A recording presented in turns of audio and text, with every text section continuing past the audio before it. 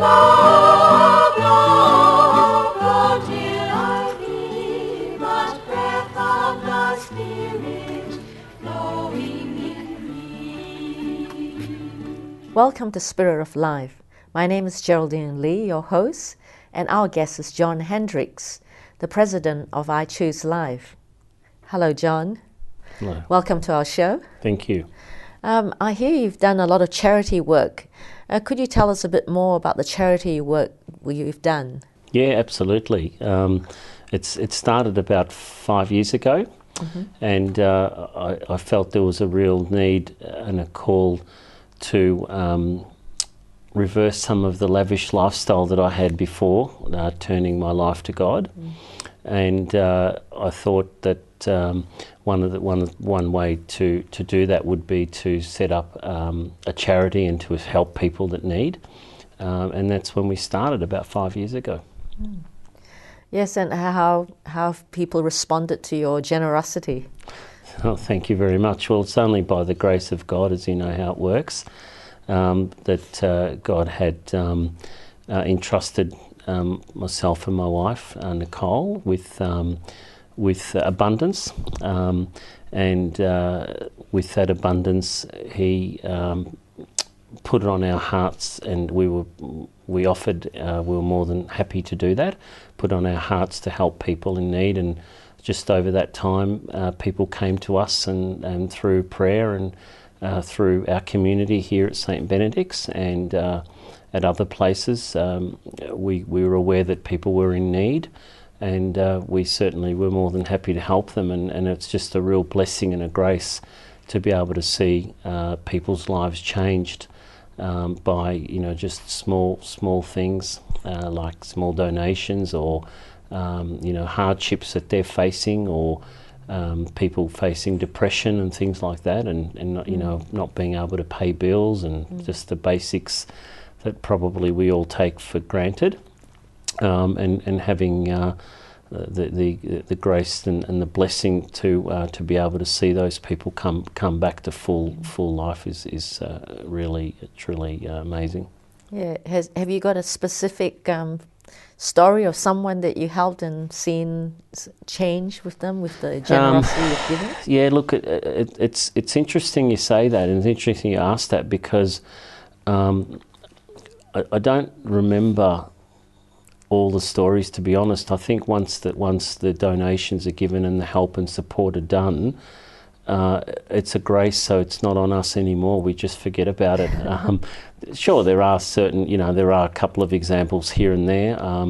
We were blessed to be able to help the Divine Mercy Conference last year, and the Divine Mercy Conference probably may not have happened last year in Keysborough, and over 1,000 people attended that. Wow. So that was a real blessing over 3 days, and there was so many prayers and people from overseas, and we had the Krakow nuns from Krakow come down, and a lot of bishops come and give their witness as well, and some truly amazing testimonies as a result of that, and we've helped the missionary of God's love through here, and as I said, there's been a lot of small communities and charities that we've been able to help. So but to name them all and all of that, I can't remember them all. Yes. Yeah. That's fantastic.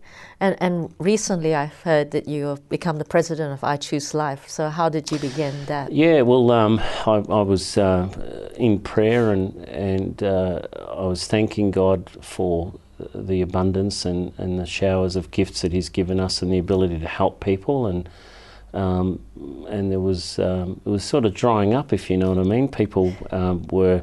I was saying to people, if you need assistance, we're right now, we're okay, everything's back on track, thank you very much. So I was praying to God and saying, look, is there another area or something that you'd like to help me? And every time I'd pop into a church or a prayer group or a ministry somewhere, there'd be a discussion on pro-life. Now, I didn't know a great deal about pro-life a few years ago, and I started to sit in and listen, and I would attend a meeting and they'd be talking about pro-life, and there'd be, I might pop in, if I remember one specific example at St Gerard's in Dandenong. Yes. I popped in there a Saturday afternoon about 3 o'clock, and I learnt that they had every Saturday for about an hour, they had prayer group for pro-life, and I happened to roll up there and they were there, and I joined in, and I continued to join in and pray with them for a number of Saturdays,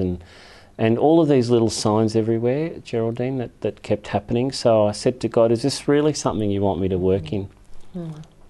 Yeah. And how have people responded, the ones in pro-life, when you've offered help? Yeah, look, it's. I was so excited initially, and I came in, if you like, guns blazing, thinking that I was going to, change, help to get laws changed and speak to government bodies and things like that, and it just takes time to be able to change the Abortion Act. I mean, it's been a 40-year. It's been a 40-year fight, I guess, for the pro-abortion people. So it's very hard to just come in from day one and think that you're going to change all the laws and the governments are going to support you. They want to help you, but they're also mindful of all of the arguments against pro-life, So yeah, I learned that relatively quickly, but that's okay. We've got to keep hope, keep praying, and keep believing that God's will be done here for the abortion laws. Yeah. There's been a lot of controversial feelings about abortion, hasn't there? Yeah, it's a great thing that you're involved with this. Yeah, look, it's really it's just a blessing to be able to have contact with people, and the first couple of meetings that I attended in a coalition meeting, I realised there was 20, 30 people that have devoted a great part of their life, 30, 40 years of their working life to fight pro-life, and here I come along. I've been there just a short while and wanting to change things. So it was good. It was enthusiasm is always good, but we do have to recognise that there's a lot of sentiment within society, within secular society, that people believe that what they're doing is okay because it's law. So we really need to start, the process of changing people's mindsets and building awareness up, and starting with schools and young people, like they did with smoking and alcohol and things like that. So, and it's going to take time. It's going to take 1 or 2 generations to change. Yes. We need to take a break now. Stay with us and we'll be back in a few minutes.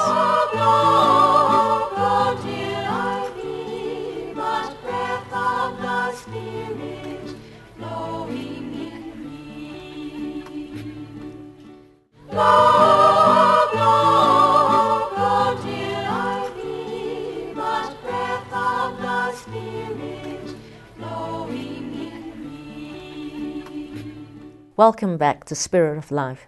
My name is Geraldine Lee, your host, and our guest is John Hendriks.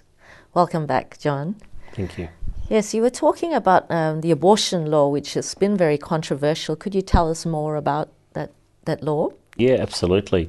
I wasn't aware what the law was until I researched it, and I couldn't believe what I was reading and what I had found out, that in 2008, under the previous Labor government, there was an act called the Abortion Reform Law Act in 2008, and what that had allowed was basically abortion until full term. Full term. Full term, and it was quite amazing that most people you ask would have thought, abortion's legal up until 16 weeks or 20 weeks, which is still really bad, but to have abortion approved until full term, most people still don't. Even doctors, I've since spoken to many doctors and interviewed them about this particular act, and they didn't know it existed, and 2, they didn't realise that it was up until full term. Wow, full term meaning like what, just before the delivery of the baby? Is Well, that? what they can do is they can terminate the baby, providing the head is not fully out of the womb, which is shocking. They leave the head in, so then it's a partial birth abortion. So then they don't break the law by doing that. But the baby is basically almost 99% born. Wow. Mm. Yeah. Pretty coming horrendous. coming from a midwifery background, it's a shock to. Yeah, it is. It is, and there's a lot of other angles as well. If the child is if it's a failed abortion and the child is born alive, the child is not offered any pain relief or any assistance at all by any doctors. It's literally left to die.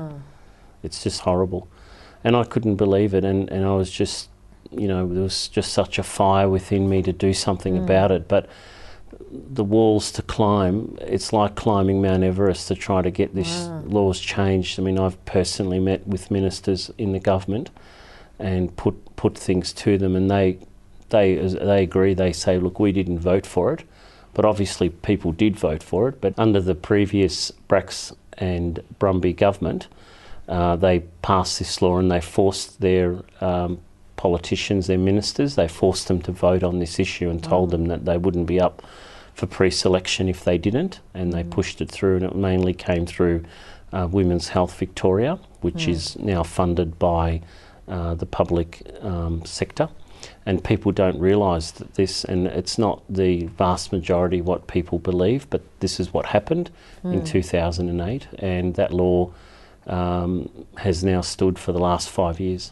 Wow. Have you actually heard of cases where babies are aborted and live and breathing? There are some examples that have been that are on YouTube, and when you investigate them online, there are examples of people that have since had a life and come to life and been born and lived their life, and then come and said that they were a failed abortion but had survived. And that it has happened. It's happened here and overseas. But yeah, there has been recently quite a bit of a stir up with some doctors standing up and saying that that they don't agree with the current acts. And having said that, there's also what they call Section 8 of the Law Reform Act, which allows or does not allow a doctor to give their personal or professional advice in terms of if they don't agree with it. They're not allowed to say they don't agree. They have to refer it to a doctor that does agree with the abortion. Yes, it's quite a controversial subject, and I suppose the pro-abortionists, what I hear them say is about them having a choice, like that the mothers should have a choice. Yes. What would you say to that? Well, I mean, what we want to do is, we don't want to condemn people or point the finger at people. I guess I can think of the scripture of where Jesus says the first person to throw the stone is the one who is not guilty of any sin. So, we don't want to point the finger, but I guess the answer to that is that they have had a choice already in having choice of having unprotected sex, or if it's an unplanned pregnancy, I guess that has been a choice that they have made at that point of time, and the conception has happened, and the child, given the opportunity, will be born alive. Yeah. Yes. And do you get much people go against you because of your involvement in this work? Oh, not a great deal. I think the hardest part of this is to convince people that to do something about it, to stand up and act. Because the biggest difficulty within our own circles of Christians is that a lot of people agree that it's not correct, and they say, oh, it's horrible, and yeah, we weren't aware it was full term, but nevertheless, they don't want to do anything about it. When you ask them to act, or when you ask them to support you, most people are sitting on their hands. They don't want to do anything, and I could never understand why. That they agree that it's not good. They don't agree with it, but yet they don't want to do anything about it. Yes, it is a hard subject for people to act on it. John, we need to go for a break now. Stay with us and we'll be back in a few minutes.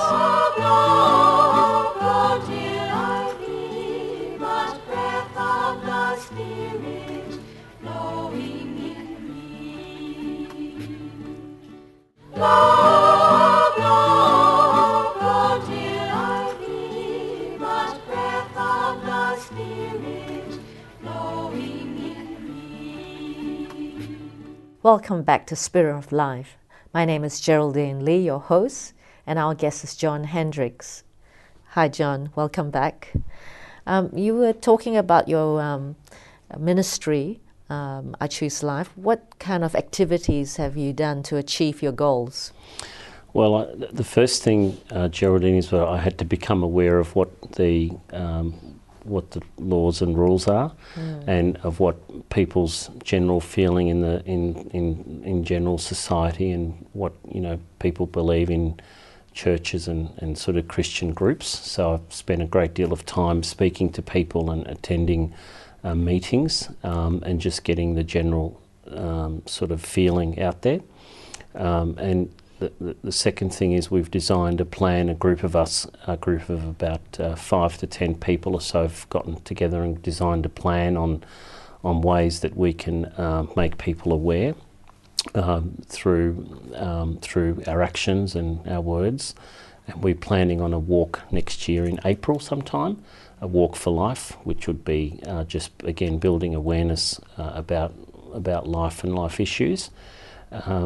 And we've also, we're about to open up a website, or start a website up, and get out there and speak to children through schools, through youth ministry, and make them aware of these things, that these things are very important, and that they should be educated in the right way, and understanding what it means to terminate. It's not just simply just a fetus or a bunch of cells, as doctors like to refer to it. It's a human life. I mean, no one has ever given birth to anything other than a human. A human's always going to come out. So it's not a bunch of cells. If it's a bunch of cells, then I guess the argument is we're all a bunch of cells, really, and we're not. We have a life force with us, divine life, that we live our life for the next so many years, given the opportunity. So your view is that the babies have a choice too? They do, absolutely. There's many arguments, for pro-life, and most of them are, fairly simple, in that I can give you a quote from John Paul II. He said that when a society doesn't protect the most vulnerable, the society is doomed. Yeah, so that's what I believe as well. I think that's so true in what he said. And we're going to look back on this time since probably the early 70s to now. We're going to look back, I think, on this last 50 odd years or so, 40, 50 years, and say that it's probably the worst Holocaust of our human existence, of our race, because about the record number is about over 1 billion children have been terminated in the past 60, 70 years. That's 1/5 or something of our population has been terminated. Wow. That is just mind-boggling and incredibly sad, that we have a culture of death within our society, that you can't have the baby, you want to have a career, you want to go overseas, you want to buy a new car, just terminate. Yes. That's it. It's just horrible and sad. So, you can see that it's not an easy job to convince people Yes. straight away, because there's all the culture that has been embedded into society, a sexual revolution, if you like, over the last 40 to 50 years, and to reverse that is not exactly easy. Yes, and I hear that John Paul II talks about the vulnerable, not only of the babies in the womb, but of the elderly and Yes. the depressed. Yes. Does your organisation include the elderly, depressed and disabled? It will. It will. You was talking about euthanasia and things Yes. like that, and yeah, our health system being turned off for people who are not basically worth living as far as the medical profession is, you know, could be concerned. You know, maybe people reaching an age where they're no longer valuable to society, or they're no longer economically viable for society. So just turn them off. You know, like you do a recording, television. You just want it off and turn it off, and off they go. So the value of life is becoming less and less, and we can see that through wars now. And I think we are living in fairly volatile times. But having said that, we really need to keep up hope and prayer, and believe that God will get His, have His kingdom to prosper once again here on earth. And how is the walk different from other walks? Because there are pro-life walks that do happen yearly. How is yours going to be different? Well, I think the difference of ours will that it'll be it'll have some significant airtime and airplay. We're hoping to get a lot of support of secular society through it, because we're not doing it through condemnation and pointing the finger at people. We're doing it through building awareness and doing it through the gentle sort of approach of bringing people in just so they can learn a little bit more about what we're doing and how we're doing it. And yeah, we've got the support of many people, and we hope to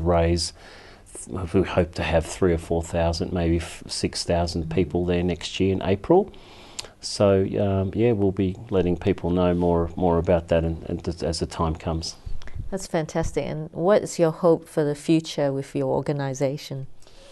Well, it's really all in God's hands. I think, at this stage we're just taking it day by day, week by week. But perhaps in the near future, maybe I'm hoping that my kids and that other young people around our community will be able to step in and run the organisation and build it up through our communities and through Christian communities and through schools, and really be passionate about it, and do it. So we're very fortunate that we do have about a half a dozen youngish people, sort of 18 to 30 range, who are very passionate about pro-life, and we're building our resource network now and our contacts. Fantastic. John, thank you very much. Your life has been very interesting, and your ministry. And I hope you join us later on in the future, and we'll have you back. Thank you. And we've come to the end of our program. So God bless and wish you all the best. Thank you for watching Spirit of Life. Join us next week.